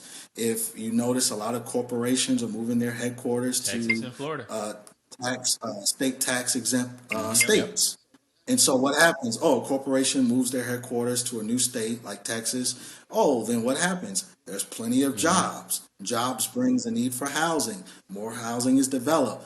I know Houston, they have no zoning restrictions. Right. Airbnb gang. So you can literally build with you don't have to go through 20 community hearings and a 5 year delay. They can build, and there's no zoning restrictions. But you go to like a New York, oh, forget about trying to build there. You go to Cali, forget about trying to build there. Actually, I read an article. L.A., I think, oh no, California in general, they ran out of U-Haul trucks because everyone was leaving moving and not from bringing Cali them back. to Yeah, I Texas. saw that. Same. It happened in New York too. They didn't run out, but they were like basically Right. trying to pay people to bring them back. Like, can you bring them back, bro? So the reason why I'm going down this tangent in terms of political different things, I really feel like no party is better than the other. They're all the same. But what you think about We these just I got don't even confidential? think that's the But what you debate. think about these confidential Right. documents, though? they're all because because you got to remember Clinton. He was in the black community. Everyone rocked with Clinton. He was kind of like the quote unquote unofficial first black president. But then when you look at policies, He was and locking you look niggas at up. exactly. And so if you look at the challenges within our community, especially our generation, we had a lot of drug addicts. We had and this is public record. This is no conspiracy theory. Literally, the government, if you needed, so it was kind of a trickling effect. So they took trade schools, like training out of high schools and certain high schools. They closed down factories. So from that led to depression. Then they planted drugs in our community. This is not Speak on it, conspiracy. man. It's literally Speak on it. Come on now. information Hallelujah. that, and so now you've lost your job, you've took out training in schools, right? And then I need government assistance. Then the government says, "Hey, if you want us to help you Get with them housing dudes out the house, man. for right, you cannot have a man in the house to receive public housing." That was the breakdown of the black family. But I want to go back to, what do you think Trump is going to do with Yeah, those we want to documents know. that he's With the pulled from the document, White House? We're getting No, off no, track. he's on so topic for sure. Is he off track? We got time. Okay, all what, right. Is this for what I'm development? For real estate Welcome to development Side by purposes? Because Side, I just Deanne. want to know. right. So what I'm getting at, the reason I have to give this context is no party has, because people keep saying, "Oh, Democratic." We historically have voted Democratic, true. and so not. I'm talking about in our Oh yeah, generation. since the Civil Rights Act, we've been voting Right. Democrat. That's what it is. Right. Correct. That's what I was getting at. And so we have this infatuation that, like you said, Joe Biden is our savior and all this stuff, and Trump is the devil and all this stuff. But what I'm getting at is, no, either both of them or both sides are corrupt. They both have stuff going on, but you just have to find the politician that has your best interest, whatever you believe in, and vote on those issues. So I don't know what Trump probably has. I wouldn't be surprised. I'm not putting nothing past Trump. I'm not saying he's not guilty. Whatever they say he did that Hey, shit. I just I'm pretty but sure he Deanne, did. Right. but Deanne, where Yeah. are the Yes. emails? What happened to the emails? Lock him up. I don't know. Lock them both up. You All know, right. Yeah, lock there them you both go. up. I can support I it. can support that. But I'm my gonna give me whole some free point- to guys t-shirts with Trump on the back though. So Right. So crazy. But my whole point is, especially we're all black professionals and young entrepreneurs, and we have to really monitor Thanks, man. as we. Yeah. Hey. chocolate, you're in there. chocolate on the Your inside. brother. That white Your chocolate. brother. Chocolate. White chocolate. That's why I say young We're the entrepreneurs, original you're people, in there right? too. You know? There you go. But as you begin to climb the success ladder, right, you're going to have to watch certain policies that because I know you had mentioned earlier, tax codes. Now you've made a certain income. Take it away. I know it's not cheap to live in LA. So as your income rise and you want to, do nicer stuff, Mr. Uncle Sam is coming after you. And I so always there's say certain, fiscally conservative And socially, socially then you're a liberal. libertarian then. Socially, I am Yeah. probably. So, I'm like no but longer that's registered to any party.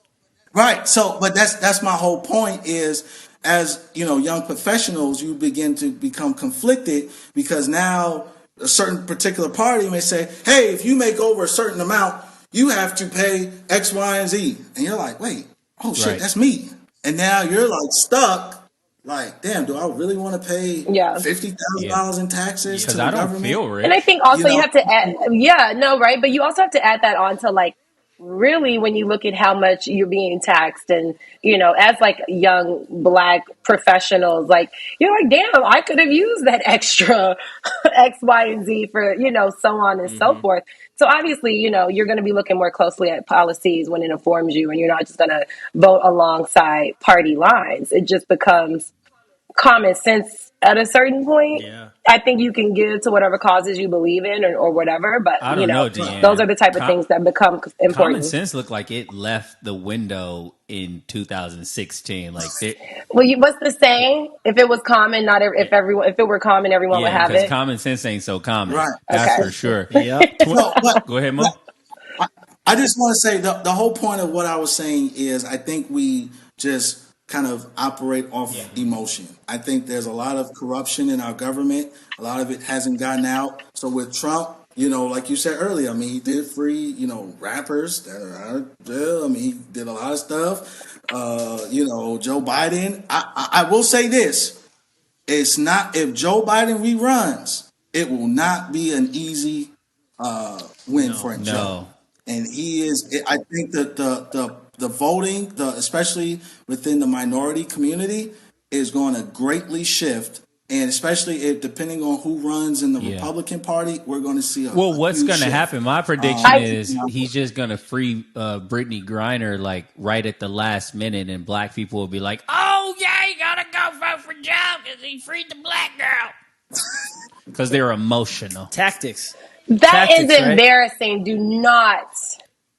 I take offense to that. Well, but You I can mean, take this is the thing that I'm I think easily offended. this is the thing that's kind of the conversation point, right? Like these tactics that politicians use and devise to kind of manipulate people into, if you're not paying attention to this stuff, like clearly you all are paying attention to this. But if you aren't paying attention to this and you're just listening to the news or you're just listening to your friends and the going off of emotions like Moses talked about, I think it's very easy to get wrapped up and then a tactic is implemented or strategy is implemented by one side or the other and all hell breaks loose and then that sways popular opinion or public sentiment. So you have to be cognizant. Do you guys and see aware now? of this. What? This is exactly why I do not want to work in politics. This is exactly why. This is why. evil. I think we all just witnessed firsthand what happens when you get into those conversations. Should we move yeah, on no, to we the can next talk. allegedly? I just I'm want to ready say to one move last forward. I just like for people to make an informed Yes. decision. However you vote, that's Yes. perfectly fine. But do your research on policies, on where they stand, what they have done previously, because your voting impacts us as a nation. So we want to not just operate, because I know you had said, and I understand the sentiment, anyone but Trump, but we got that in our lives are not necessarily much No, better. and it's just coming from. And it's not that right. It's not that I'm because I don't want to give Moses he got some success and now he's a Trump supporter. No, it's not that. It's just breaking down, removing the Right. emotion because that's what I do in real estate. It's all about numbers. It's Right. all about data. You remove the emotion and you look at policies. And I think we have to we get so hung up on this and that. But like I said, no one's been able to answer why have so many minorities. If the South is so bad, if red states are so bad, why are we all moving in droves, especially from New York, especially from Chicago, all the way to the South? There got to be something going on that's beneficial to us. So I just want us to keep that in mind as a whole. And don't bring y'all crazy policies down here, okay? We trying to keep Texas, Texas, okay? It's free. Cost of living is great. And we got guns, okay? And we like it. So since we're talking about guns and talking about politics, what's more suited than to talk about Lori Lightfoot? You brought up Lori, aka Beetlejuice, man. So you're in the belly You of guys, stop calling her Beetlejuice. It's not T. Lori. you're in the belly of the beast right now, man. Listen, I just moved my family here from Chicago because it's just insane. Like I'm just like, bro, no, you guys cannot live there, please, no. So I left a decade ago and moved to New York. So I've been far removed, but I would always go and visit. And each time I would go back, like I was just watching, and I'm like, dude, this is getting like worse than before. The police don't necessarily like have a presence there anymore for, again, back to policies. Everybody wanted to defund the police. This is what it looks like when you defund the police. And it's kind of crazy. So you're still there. Why? So here's the thing. Chicago is a very beautiful city. beautiful. We were ranked number 2 as one of the top skylines. There's so much rich history throughout the city, especially from the music perspective. Artists that were on like the Chitlin circuit, they would always stop in Chicago. The blues, I mean, everything. We had Motorola District. I mean, there's so much rich art culture here in Chicago. Honestly, Chicago reminds me of a mini New York. It has so many features of culture, of food, different things that I truly love. But like you said, there are certain things that are going on in this city that have been here long before Lori Lightfoot. True. And it is truly hard. That's why I say I don't necessarily blame her per se, because she has her hands tied. And I don't think anyone could really come in, especially during a pandemic, and clean up this city. There's a lot of, like you said, we got to understand policies, because I know the big thing in Chicago is crime. If we're being honest, crime has always been in Chicago. Crime has always been in Chicago, but it's been a little bit contained because we had the projects, we had different things that contained the violence, and when those projects was torn down, those residents kind of spread out throughout the city, which caused, it to be kind of highlighted. And then we also had Obama. So now you have the first black president from Chicago. So then Chicago becomes on a global kind of thing, highlighted. And so in terms of the crime that goes on, policies, right? A lot of the crime that's going on are repeat offenders. They're young offenders. They're juveniles. And so they commit a crime, they get out, and then they recommit it again. They're second time, third, fourth time offenders, and sometimes they're as young as 10, 11 years old that are committing these crimes, these heinous crimes. And so we had one extreme where they locked us up. People are behind bars for 25 years for nonviolent offenses. And then we have the other extreme, someone that needs to correct their behavior. They literally get out and go recommit a crime again. So we have two extremes. And so right now, people are mad at Lori Lightfoot, but they're also mad at our state's attorney because a lot of the crime is being committed by reoffenders. And then in terms of the police, like you said, they have relaxed a lot of policies in terms of you can't chase people. Right. They have like a no chase policy. They have this. Now you have honest, hardworking cops that are like, hey, I don't want to be the next in the headline. Right. So I'd rather just, let them go. I'll just take the report and call it a day. I just want to get back home to my family. And so in terms of Lori Lightfoot, she is trying to do the best she can, in my opinion. Love that. There are a lot of several grant programs, several development programs that have come to the Chicago area. We are becoming the latest tech hub. They just sold what we have, the Thompson Center, for over $125 million. It's going to become, I believe, Google's campus. So we're trying to make Chicago world renowned. there's been a lot of investment dollars in our underserved communities, a lot of grant programs. I personally know people that have gotten $200,000-300,000 from the city, grant money, to develop, start their business, different things of that nature. So I will say she's doing good on that. But in terms of the crime, the property taxes, all these different things, it boils down to policy. And I am curious to see if she's able to get reelection, but we haven't seen any other viable candidates that have come out to start to really speak and to run against her. So to answer your question, in terms of Lori Lightfoot, there's a lot of issues that started long before she got there, like the closing of 50 CPS schools on the Chicago South Side. Rahm Emanuel did that. Rambo. Yeah, so now it's kind of like he's in Japan. Yeah. He's the ambassador to Japan, and next thing you know, Abe was murdered. I don't know what's And going that's on. what you call networking. But that's networking. But Okay. the former prime minister of so Japan was just assassinated. It gets sticky. You know how sticky it gets. Wow. Hey, you know. Yeah. So, like I said, Chicago's a beautiful city, but once again, that's why I keep stressing policies. You know, I know there's certain things like in New York they have rent control, Cali rent control, but is it really helping Seems to its create residents? problems. Not really. Seems to create Yeah, problems. that's why one bedroom is like $4,000 or $5,000 a month, and it's 300 square feet. You know, rent control doesn't really.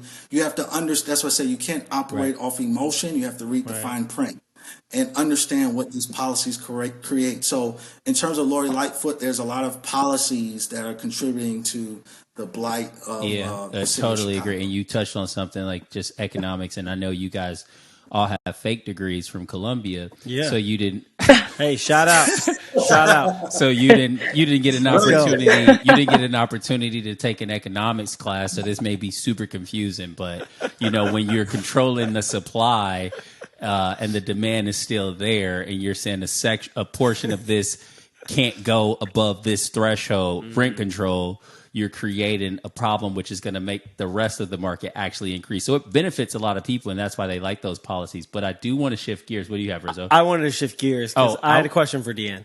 I have one too for her. All right, you go Okay. first. I just wanted to get back because at the beginning of this, she said dating was exhausting. Oh, okay, different topic, but we'll go down. We'll do that. Okay, I do have another topic. Okay, because you know how much I love talking about dating, and why is it exhausting? What's going on? So L.A., New York, Chicago. I mean, all of the big blue places, and it's exhausting.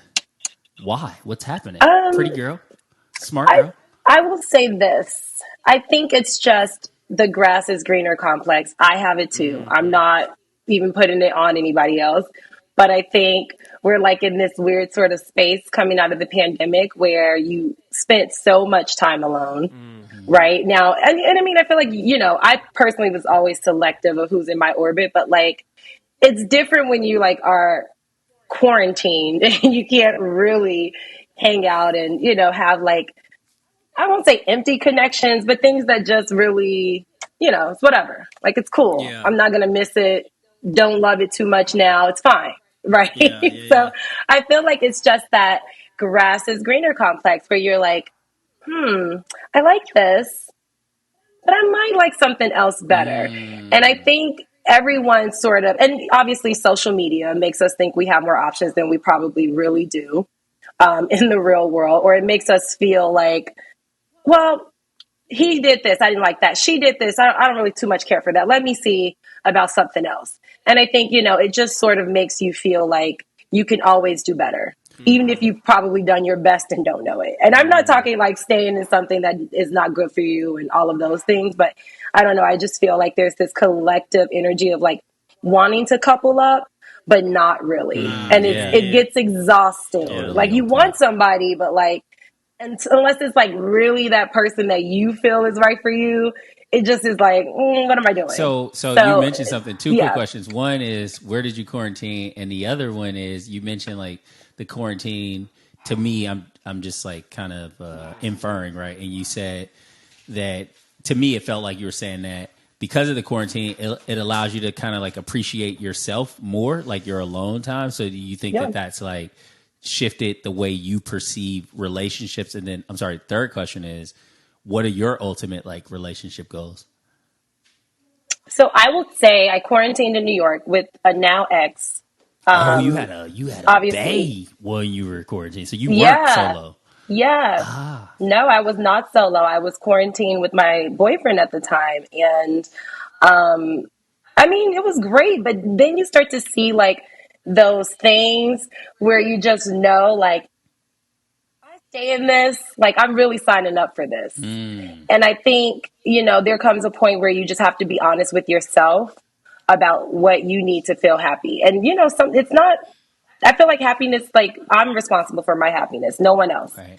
So, it's just understanding that, like, you could really love, care for someone, enjoy their company, maybe be like a great team, but also not be compatible. Mm. Or they just get on your nerves so bad that you don't want to do it anymore. Like, all of those are like very reasonable, very much real like situations that I think everyone sort of found during quarantine. And also, like, you have to remember, like, quarantine came out of nowhere, like Right. nowhere. I remember like going No, into it the came office out of a late. Wuhan lab, I thought. But we'll stay No, on but topic. like nowhere. Do you remember though? It was like March 14th, everybody was living their life. 15 were on like statewide or, nationwide lockdown. I know Anthony So you're Fauci already knew like, about it at the Council of Foreign Relations meeting. well, see, but also it came out in January that like people were getting really sick. I mean, I know people who were saying they were really sick Yeah. after traveling in January, February, right? But we weren't there yet. But, the whole point is that I just feel like you got to choose what feels good for So you. what's your like What was the other the question? relationship, like ultimately what do you want? Do you like want to be in a relationship, or you just chilling, living that la la land life? I mean, what's the La La Land That's life? I LA. think, LA, I call it la la land. no, I think for me, my relationship goals are to, find my life partner and sort of be done with the streets. Mm, Like, okay, okay. I feel like it's just your energy is currency. Like, I don't want to just expand that to anybody. Like, Mm, mm-hmm. that's how I see it. So for me, I'm good doing my own thing. And I feel like when it's right, it'll be the right person in the right situation. And, So I'll keep manifesting. what before we get to Moses, like, so Deanne, what would you say are like the what are like some ideal attributes you look for in a man? Um, Definitely someone who is family oriented. He has to have a good sense of humor. I like someone who is well traveled, well rounded, um, thoughtful, kind. I know that seems like kind of basic, but it's like you have to be a good I'm pretty person. sure Like, what do you believe you in? just said me, What Rizzo, drives and you? Moses. So I mean, take your pick. Well, Rizzo's taken, so I don't know. All right, any, mini, miny, mo. Now we got to do like the Oh, what cool. is it, the kill fuck Mary segment now. I am not participating. That's awesome. So Moses, I mean, we didn't talk about relationships, but what do you have going on, man? Handsome guy, successful. I mean, he's got on a suede green suit for the listeners who aren't watching. This man is on another level. What is that, velvet? I mean, this is on another level right now. So tell us about what's going on in your dating No, world. yeah. So, I think it is important to choose the right partner in life. Your partner can make or break, your goals and your evolving. And like you said, I do have an example of two parents that have been loving and married, and that's kind of really my focus and my goal as well. I do aspire to get married and have a family, and kind of like you, when you ask like why am I still in Chicago, it is a kind of debate when that time comes. Would I want to raise a family here in Chicago? Would I want to relocate elsewhere? Just like we talked about the 50 CPS schools closing down. Would I want my children to have to go to the public school system here, or do I have to pay for a private school to get a solid education? So those are certain things that have crossed my mind in terms of dating, marriage. But yeah, marriage is definitely a goal of mine, and I think it makes sense. I know within the age of social media, we do glamorize marriage, but I do, think that it is a beautiful thing when you can find your right partner Yeah. to grow. and glow with. So Here. that's kind of my So thoughts who's the on that. lucky I think partner people right just now? want to have a party. Oh, sorry. What do you mean? Expand on that, Deanne.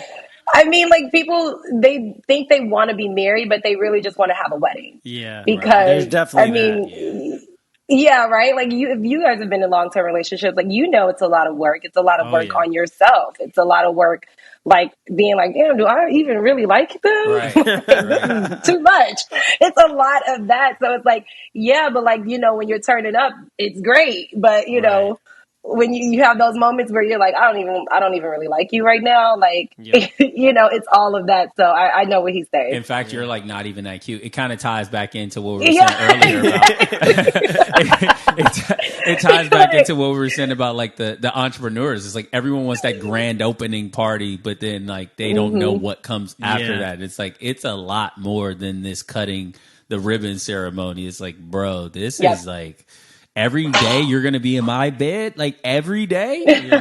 For how long? I think Not too much. Don't do too much now. the difficult thing I think with the social media component is that it has added this layer of like cascading unrealistic expectations where people view themselves a certain way that they are clearly not like a lot of people are not self-aware, and then you add social media into the mix, and it creates this whole other thing, right? And then they see all these doctored up images of people that they're trying to date, or this chick's hot because she's got all these filters, and it's just a cascading thing, and I think people just what Deanne, what you were touching on, correct me if I'm wrong, and what I heard, and it was just kind of like that authenticity piece that we were speaking about earlier in the podcast, where if it's not an authentic relationship, or somebody, you can tell when somebody's not being authentic. And I'm sure in LA you deal with this a lot. I certainly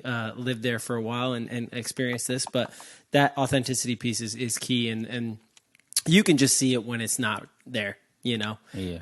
But it's like okay, I can't wrap my head around like these long term monogamous relationships. Like Moses's parents, they've kudos, right? Like I can't even understand it. But like that's definitely like the Caribbean culture is definitely like values things like that, values education, values home ownership, and all these different things. I spent a lot of time in Brooklyn and got to know those people a lot, so that makes sense. But today is a new day, right? So like how well, before I even get into that, like Moses, like what's your ideal woman? I mean, are you taken? Are you single? What's life like first, and then tell me what's your ideal woman? I mean, I think to your point, it is kind of because we see divorce rates so high, and different challenges and stories that you hear. I think the biggest thing, people don't get to know one another.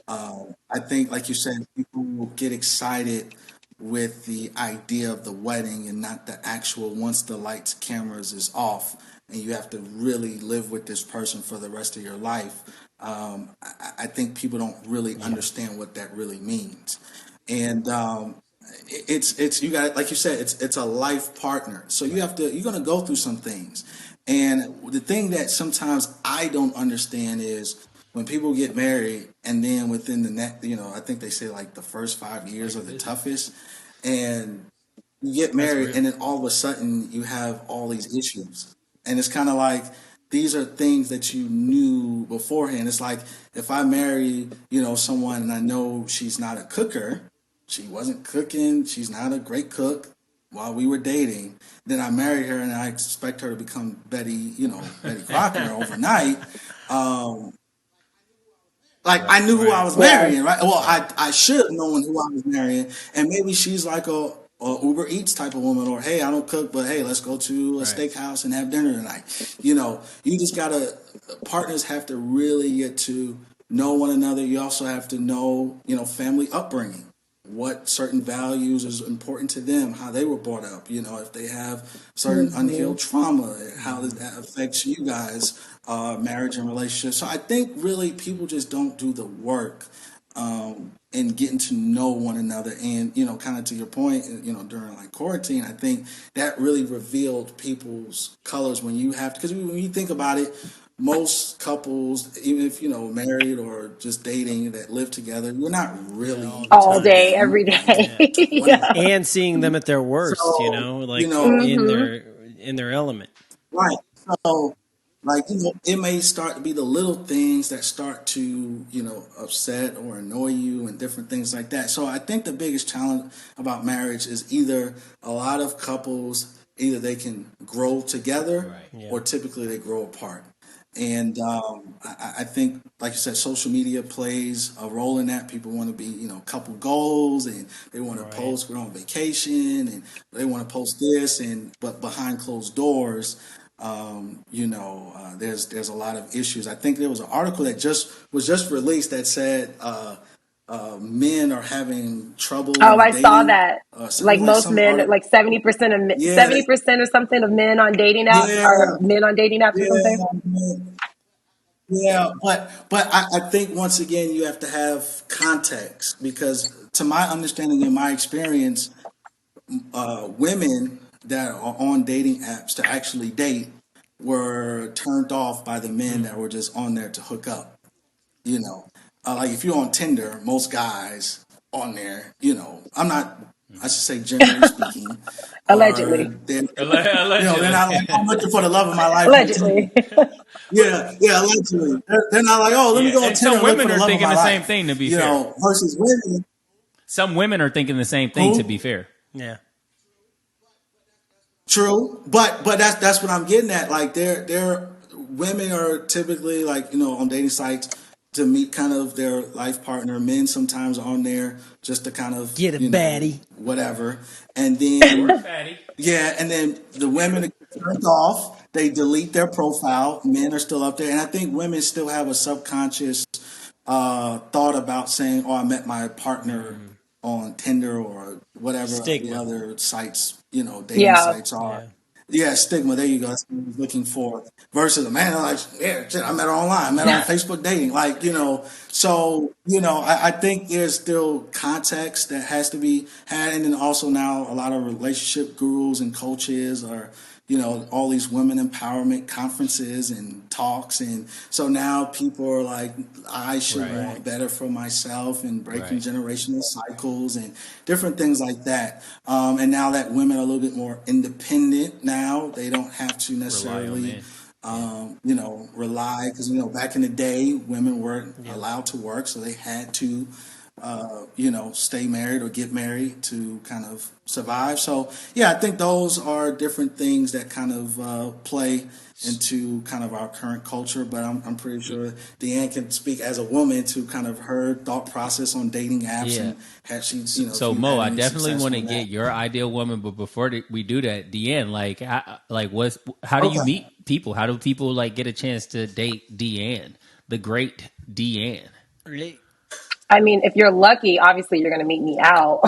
Oh, really? So, like, what's the best way to approach you out? Because I feel like no one really approaches people. Like, I feel like none of the guys that girls actually want approach them in person.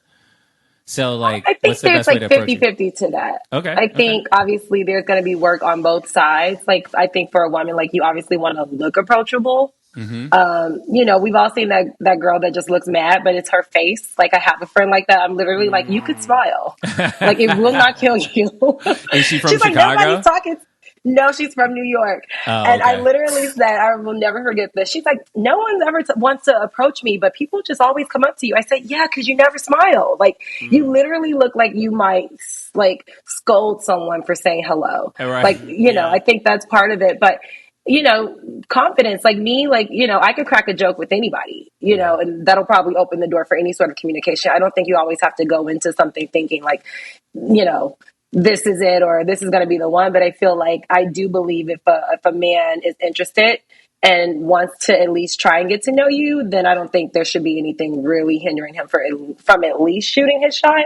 I know men deal better with rejection than women. I'm not saying we don't have work to do, but like, I'm not really shooting my shot. Not sure. So, how should a guy approach you? I'm So a you're little traditional. I know. I hate to say it, but like, I'm a little more traditional sometimes. okay. So, how should we approach you? We're at Soho House. It's a vibe, and I see you. Boom, we catch eyes. What should I do?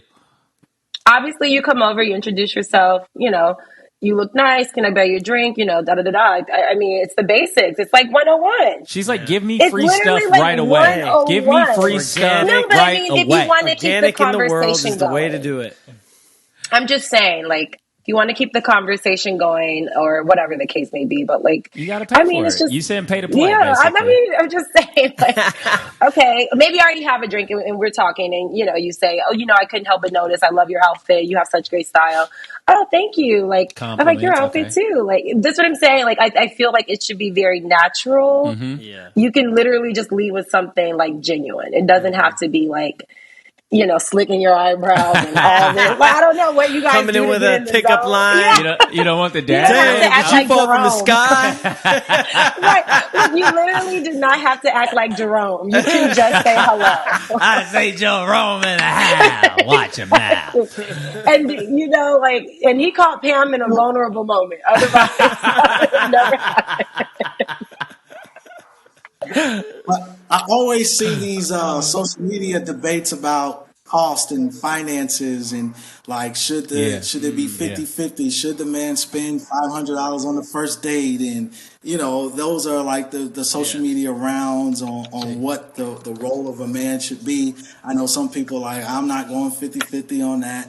I'm not doing this, I'm not doing that. So it's always interesting to have these type of conversations on expectations on how to approach women, what the first date should look like. I know some people are saying I'm doing coffee dates because I don't want to take her to a 5-star.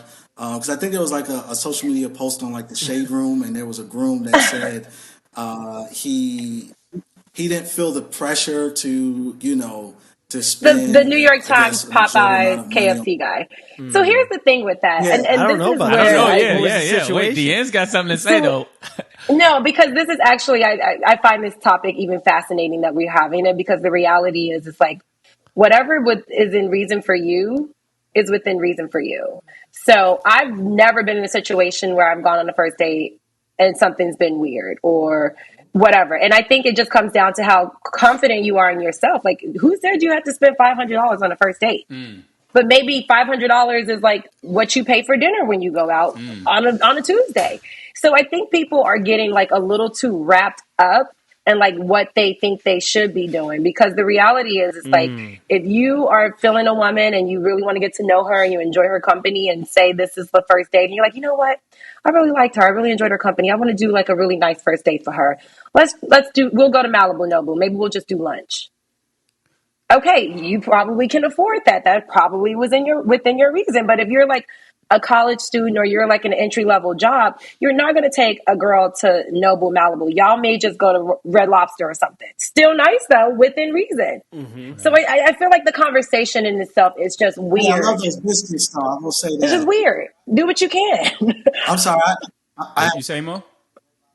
I had to shout out the Red Lobster it- biscuits. yeah, They are yeah. But hold on though. So I feel like it's twofold, right? Because it's like men may feel like some type of obligation to take a woman to some of these like nicer restaurants or whatever. But I feel like that stems from social media and things that women say, because I've seen things on the internet. I'm sure we've all seen things on the internet where women are just like, I can't believe he took me to blah, blah, blah, fill in the blanks, because it wasn't up to par to her. But for him, that was what he could give at that time. So it's like balancing that superficial world versus, do you actually like me and appreciate me? Yeah. So like, I mean, Okay. walk us through that, Deanne. You laughed. I'm gonna Because say I know you something, expensive, Aaron. Deanne. I'm going to say this, and I really don't want people to take this the wrong way, but this is really just an honest thing that I'm about to say. And people hate to hear this. She's out of your league and she dated down. If that's how I see it. And I know it seems like a shallow thing to say, and it's really not, because if you feel compelled to like, I really want to take this girl here and do that, but you really can't afford it, that means that she's a certain caliber of woman that requires a little bit more than you really can give her. Okay, Yet, so let me here push you back, are. Dan. Let me push back a Okay. little bit, because some of the stuff I've seen, these are like, I mean, I'm not going to talk down on anybody, so I'm not going to go down that path. But these are just like very basic type of people intellectually, I would say. Maybe they have like physical features that are nice or something like that, but nothing you take home to mama for sure. And they are like, yeah, but I need to go to such and such. I need to go to Tao, right? Because social media told me I need to go to Tao. I saw Cardi there. I saw such and such there. Therefore, that's the spot. And if you can't take me there, or you can't buy me Douce or whatever the top shelf liquor is, and then she can't even buy it herself. So who's out of whose league? Yeah, Both of y'all are out of line. I will say that, but it also goes to show, the thread that's in common right there. You're both doing it for social media. And that's the problem. You're going out of your means to take this girl that can't afford it for herself to somewhere that you can't afford to take her either, just so y'all can both post it on social media. Meanwhile, I could go to town with my girlfriends for dinner tonight and not think anything about it.